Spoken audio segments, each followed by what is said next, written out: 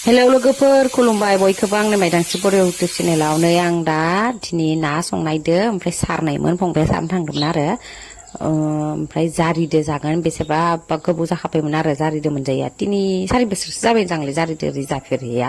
ओरैनो जारि गोजा मालाबा भाजा जायो ओमफ्राय आं नै हालदै लगायना लाबाय लोगोफोर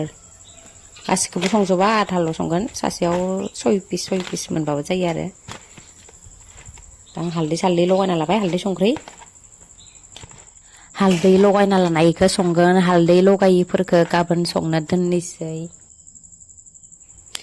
नै दा आङो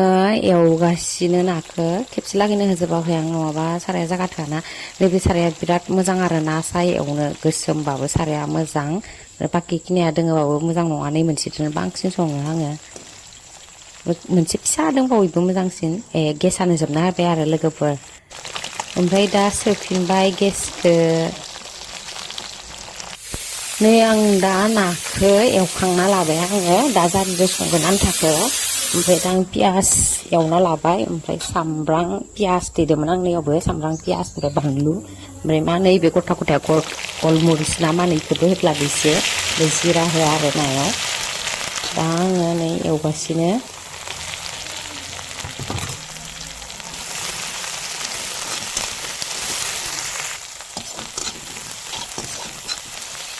नै आं दा जारि बिलाइखौ होनोसै आङो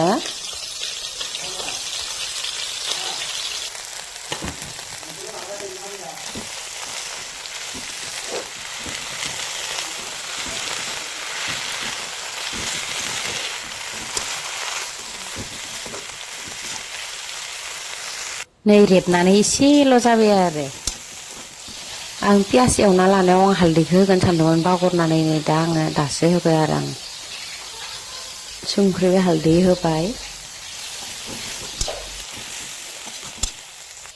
दा दै होबाय आङो फुदुंना लाखादोंमोन दैखौबो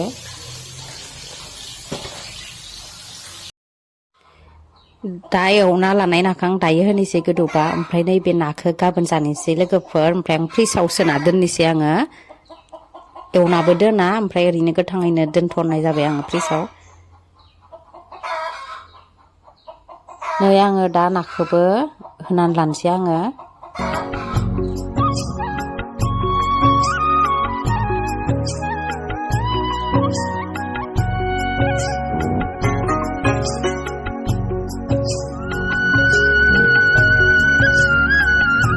नायलायनोसै आङो मा अबस्था जाना दोङो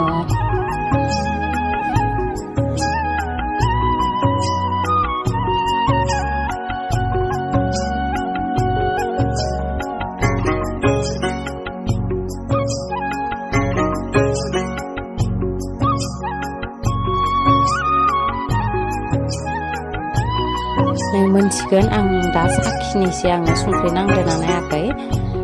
आंनि संख्रि साखिनायनि हुदाया आंहा प्लेटसो लाखायो आरो आं आखायाव नायनाय हुदा गैखाया आंनिया मालाबा बायसारसो नायो बांसिनानो प्लेटसो नांखागौ आरो आंनो संख्रि साखिनायाव